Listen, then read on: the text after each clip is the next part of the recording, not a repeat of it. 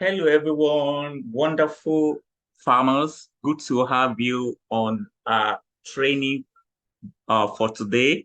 I know you enjoyed the last training we had, and I believe you're really going to learn a lot in today's class as well.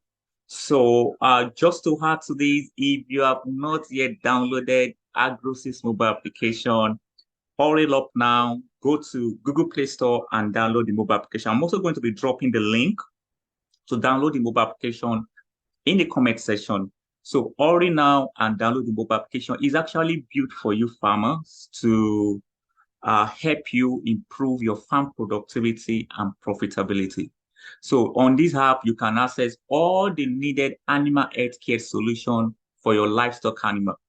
With the app, you can easily dictate what is wrong with your chicken, your fish, your cattle, easily just by taking picture and asking few questions. And the app is able to dictate that for you for free, right? And provide the recommendations on what to do. On the app also, you can buy quality animal drugs and vaccines, all the needed medications you need for your chicken, for your fish, for your livestock, and we can see how we deliver it to your farm step. Then you can also easily speak to a veterinary doctor on a mobile application, right? With as little as 2,000 naira. You see, you can book a veterinary doctor to consult for you on everything that has to do with your farm. Also on the app, there's a community session where you get to see on a weekly basis article, news, updates on how to improve your farm. So always check on the community sessions on a daily basis for articles. You can even post comment for free and get help for free. So this app is built for you, is a robust support to help you farm more profitably. So, and as a farmer, as a catfish farmer, you need all the needed support, all the needed to. Farming is going beyond just uh, being in one, just stocking your fish and see it grow. You need to put in extra effort. I know that is why you are here. You are putting in that extra effort to gather more skills, more knowledge to actually farm more profitably. So today, we're going to stay on our training. We're going to deep dive more into pond preparation, construction, and also stocking quality catfish feed seed. Remember the last class we talked about white catfish. I was able to tell you the different breeds of catfish and the different segment of catfish. It was more like an introductory class. So let's get started. I promise to make this as simple as layman as possible for those that are even coming on board to catfish business. So remember in our last class, I showed you these three types of pond. We have the earthen pond, we have concrete pond, we have tarpaulin. There are other pond types, but these are the three major ones that are widely used in Nigeria presently. So I'm going to be talking in line with these three major ponds. So first is earthen pond. As you can see the picture, this is how earthen pond looks like. I'll first talk about the advantages, benefit of using earthen pond. One, earthen pond mimics the natural habitat of this fish, right? So, this fish actually originated from the open sea. So with earthen pond, it's more of a controlled and a confined environment for this fish.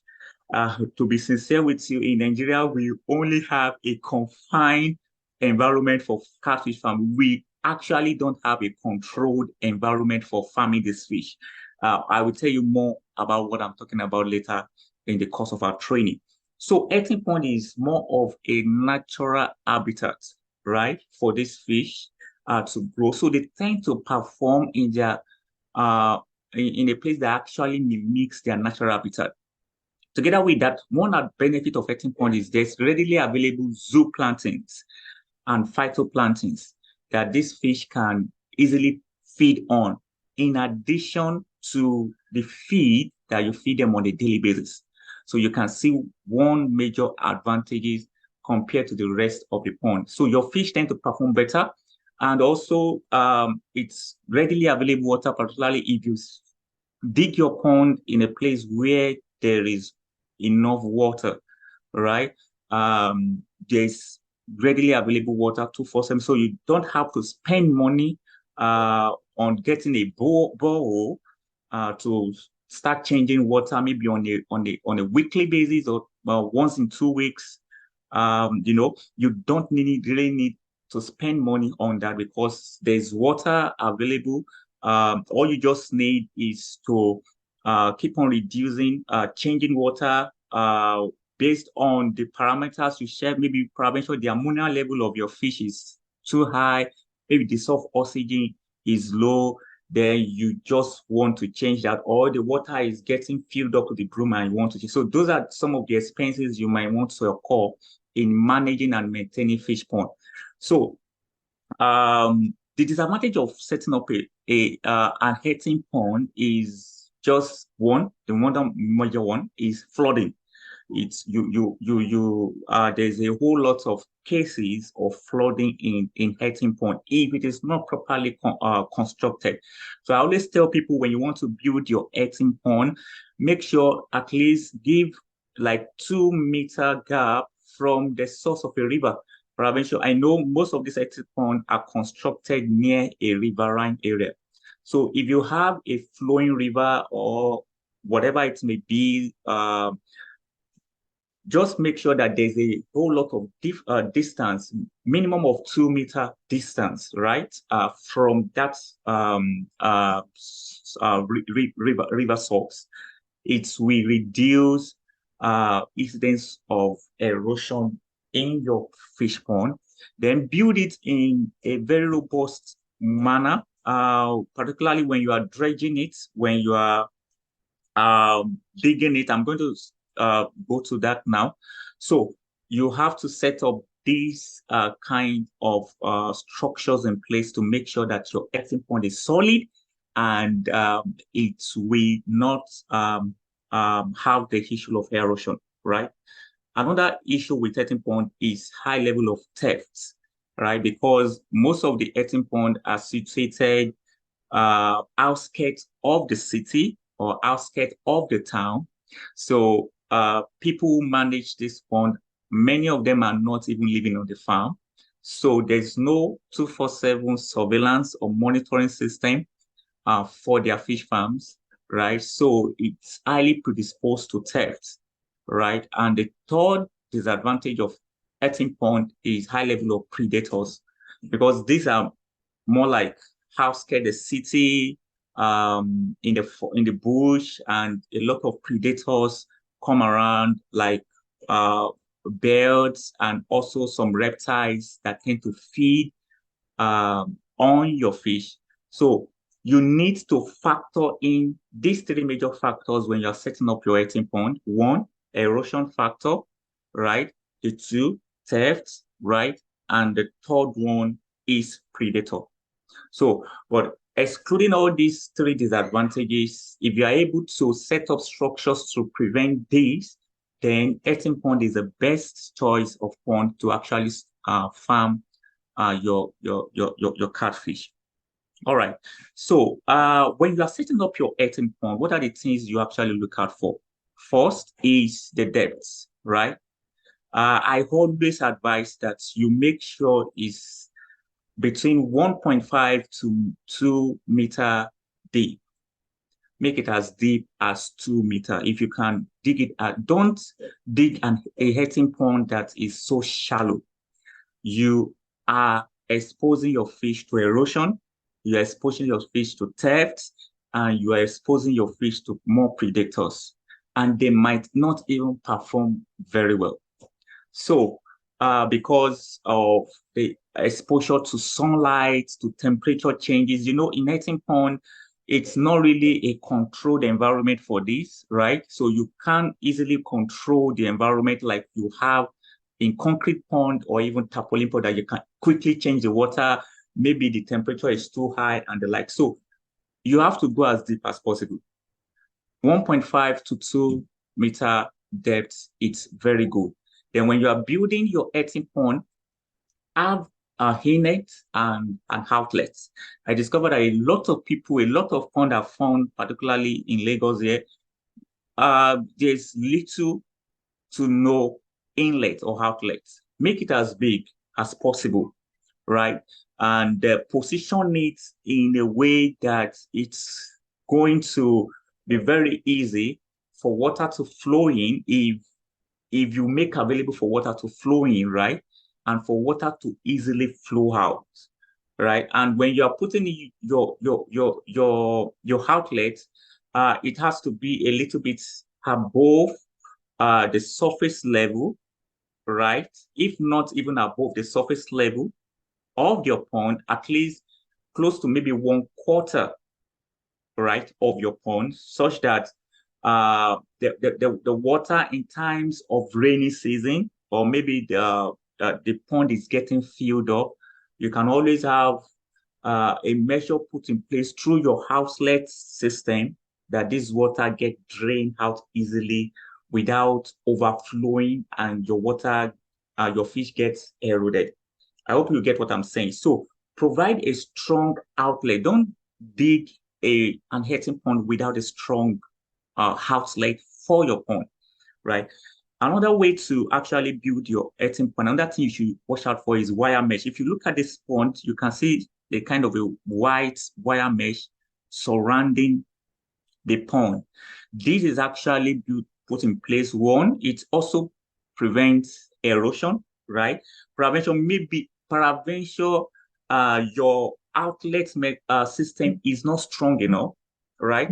This wire mesh can also help prevent your fish moving out of your pond in times of erosion.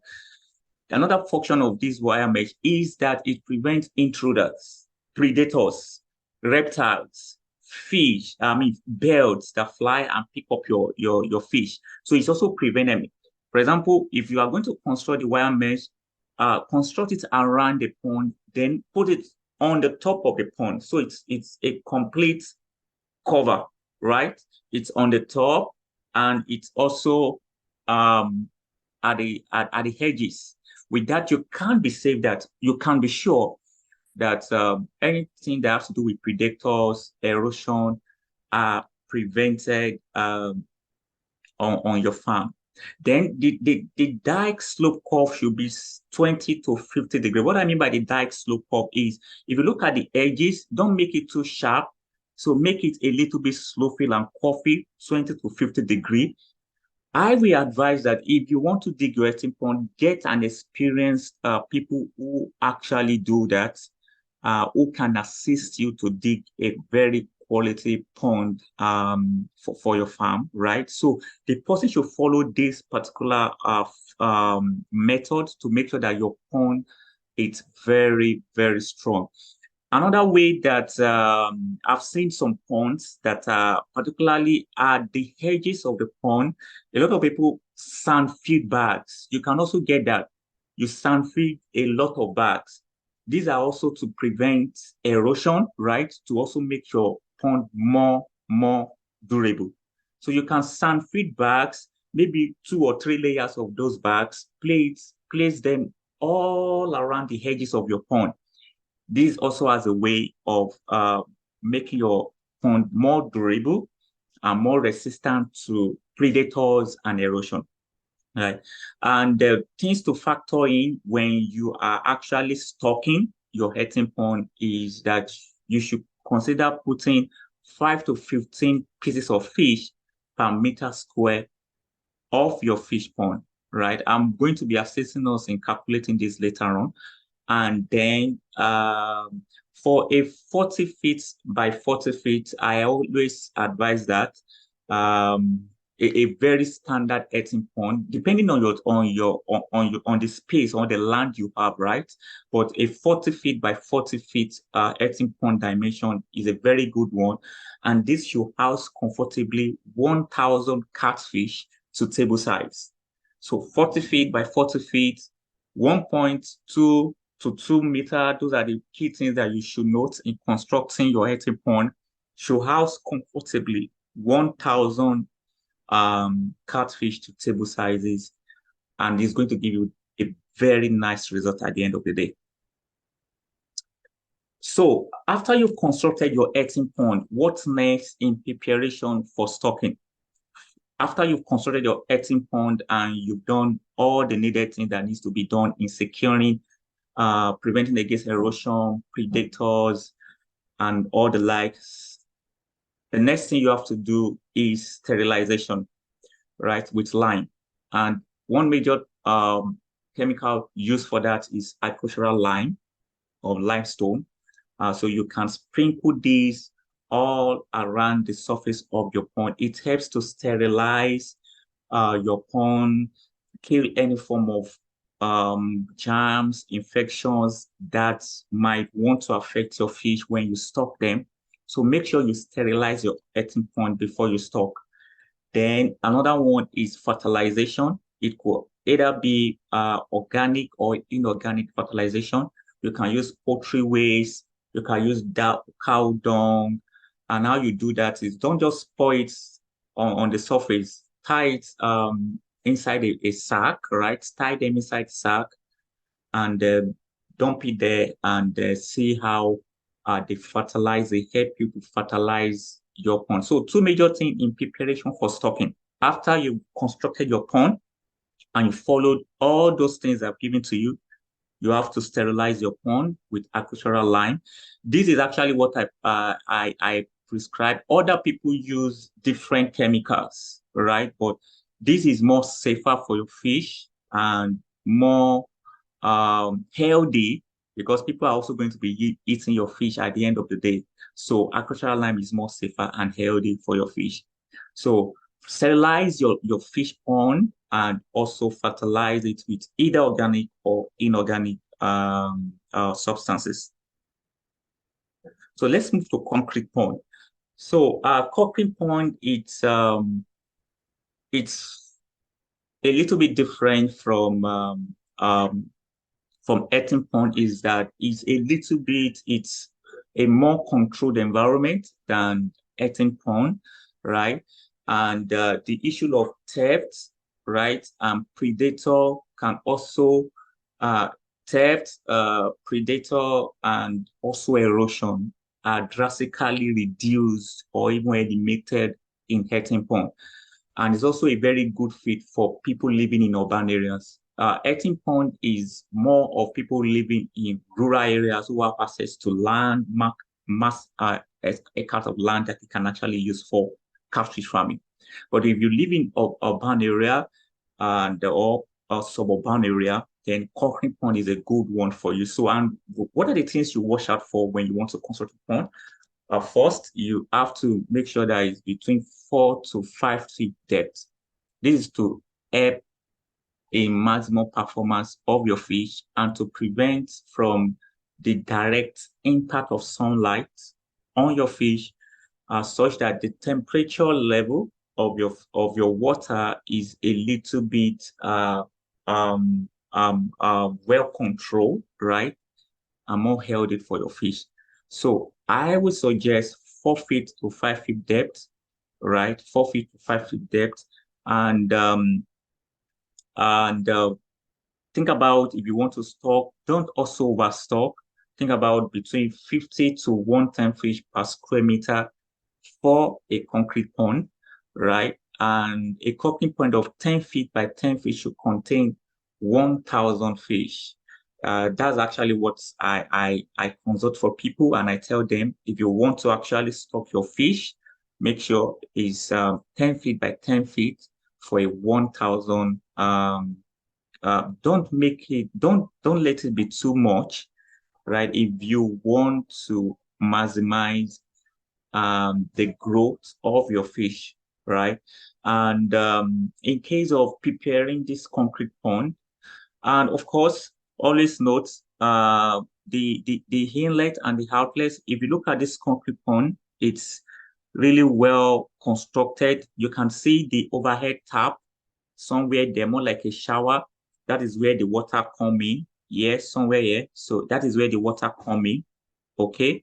And then you can see the outlets here. So these outlets always have nets, right? Try to put a wire mesh, strong one, right? This Boko Haram stuff, if you have it, of strong nets, and you might not even use Boko, yeah, you might combine both Boko Haram and the normal small hole net into a parameter if you are stocking fingerlings and juveniles so that when you're using water, they don't flow through out of your pond. So get a net here and your inlet and your outlet, very important. And before you stock your cocking pond, it also needs to be sterilized. And one chemical I use for that is industrial salt at 1 kg per 1,000 liter of water. Okay. So you fill it up with water, fill your pond up with water, and put the salt there, right? And allow it to be there for maybe 3 to 5 days together with also fertilization, right? You also need that. Um, put your poultry waste right inside a bag. Don't just pour it inside. Don't pour the poultry waste inside your pond. Tie it inside a bag and put it there. This also has a way of fertilizing your pond if you are going into massive grow out production. So these are the things to watch out for in cockery pond. So I've talked about the depth. I've talked about the stocking density, which is between 50 to 110 fish per square meter. And I've given us a very good example, which is just for you to know how to actually calculate your stocking density easily in a layman time. 10 feet by 10 feet should contain 1,000 fish to table size. Then once you have done all this construction, fill it up with water, sterilize it with industrial salts, and fertilize it with poultry waste, and make sure you tie it inside the sack. Please note all those key points. And also, this is tarpaulin point. Still, the same thing applies to tarpaulin point. Well, you might not even use fertilization for tarpaulin pond, right? It might not really be needed. Even for concrete pond as well. But I will always advise you also try to fertilize your concrete pond if need be, right? But the major thing for tarpaulin pond is your industrial salt. Make sure it is well disinfected, right? So you can get this tarpaulin pond. They are readily constructed in market. And if you need a link to where you can buy, we can also assist you to get this across to your farm. Well constructed, you can see well constructed, and it's also durable, right? The advantage of tarpaulin pond is that it's movable, it's collapsible compared to concrete pond, right? And though the disadvantage is the durability compared to concrete pond and earthen pond. And one major difference between tarpaulin and concrete pond, which concrete pond has, is the presence of limestone. So concrete pond readily has limestone because, of course, it's concrete. It's made, you understand, made of lime. So a limestone, right? And it helps in sterilizing your pond and also regulating the pH naturally compared to tarpaulin pond. So that's one major advantage of concrete pond. So you have to think on which one you actually want to go for. I've talked about based on your location.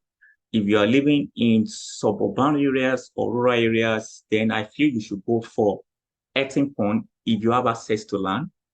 But if you are living in the city, then I would suggest you go for either concrete pond or tarpaulin pond.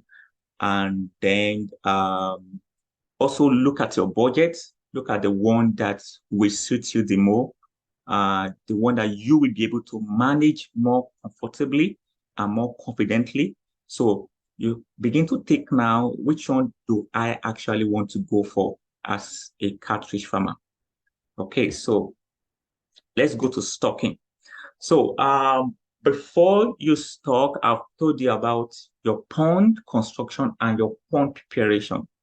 And so once you've sterilized and you fertilize your pond, you allow it to rest for maybe like a week, right? And then you start your stocking.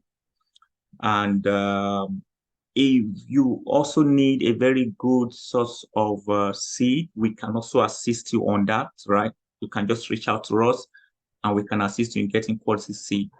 First thing I always say is that when you want to stock, particularly if you're a startup, start with juveniles, not fingerlings or post fingerlings. Start with juveniles. They are much more easier to manage for a startup than, but if you have been into the business, you've produced over and over again, then you can do go for fingerlings. But if you are just starting, start with juveniles. They're easier to manage than fingerlings. Then stock in the morning or evening. The reason is because of the temperature, right? And the dissolved oxygen, because dissolved oxygen fluctuates based on the temperature level of your water. So stock early in the morning or in the evening, right? So you have to picture this now. When you want to go and buy your seeds, maybe you go as early as possible in the morning to go and buy it from the farm of the seller, or you go towards the evening periods to go and buy, right? So think about those time range to stock your pond, right? And then buy shooters. All right, that's the third point. When you want to stock, buy shooters. Don't buy runs. And that's why you have to buy from a trusted seller, a trusted seller with a standard hatchery unit. Don't just buy from roadside people that portray the name as operating hatcheries, right? In Nigeria.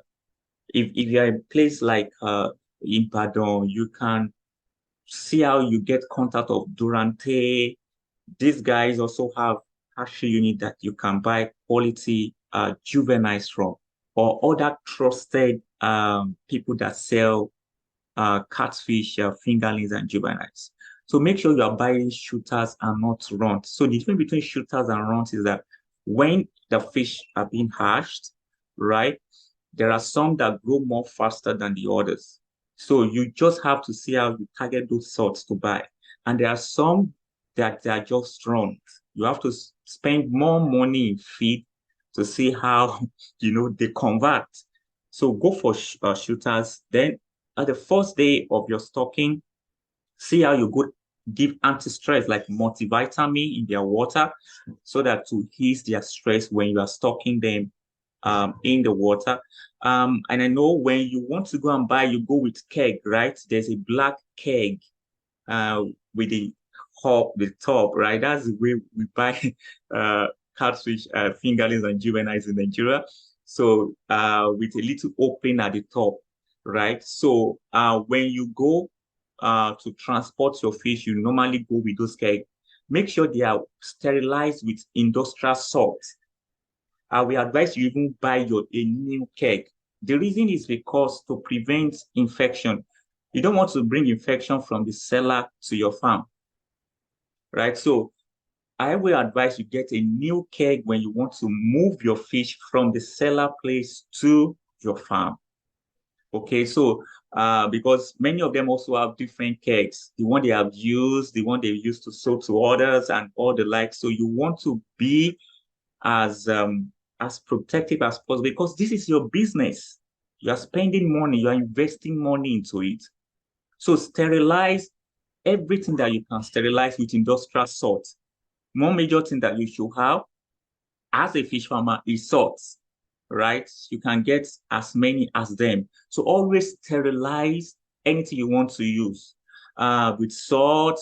Even when you are going to your farm, the equipment it's a very good thing to actually use on the farm.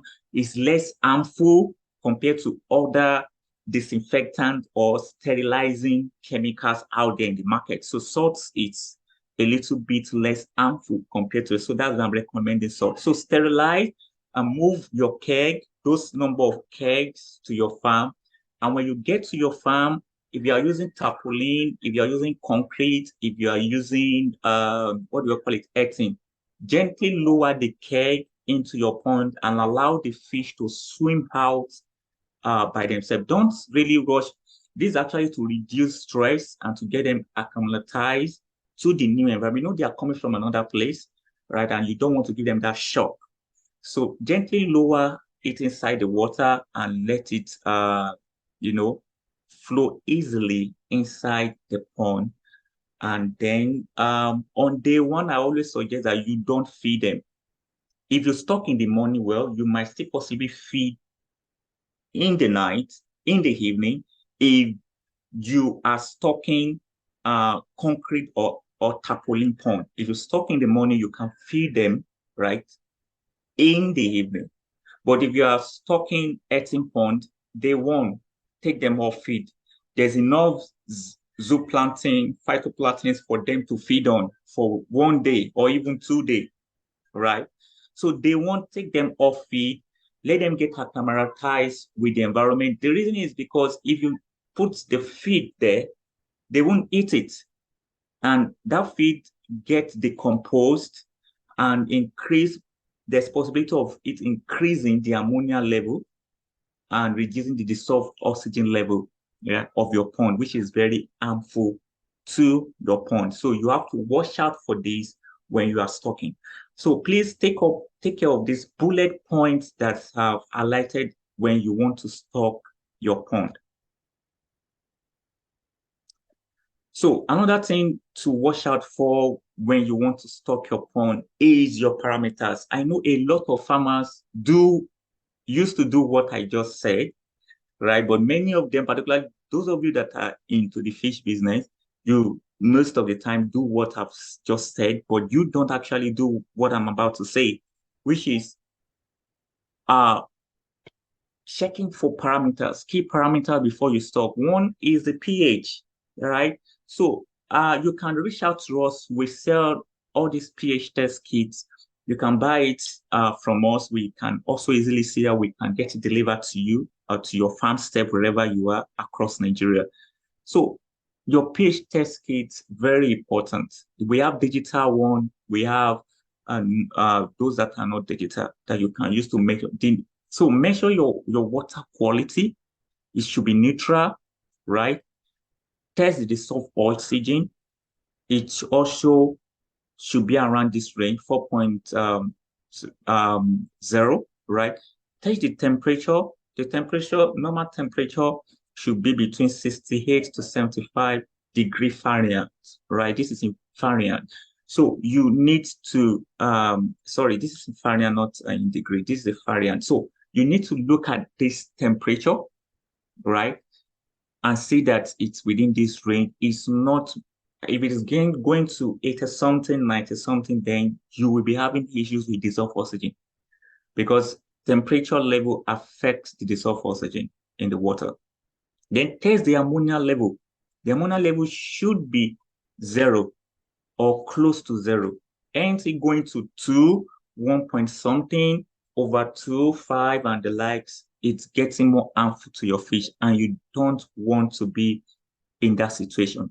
So these are the things you watch out for when you want to stock your fish. Check your parameters. Very, very important. All right. So we've come to the end of the class today. In our next class, we're going to be talking about feed and feeding, right? And we're also going to be introducing you to showing you some feed charts, how to actually feed your fish more efficiently, when to feed them, how to feed them, and the like. So today's assessment is there. Which pond do you consider the best and why? And then I'm going to see you in the next class. Please download our mobile application and subscribe to our YouTube channel, and do have a nice day ahead. So see you on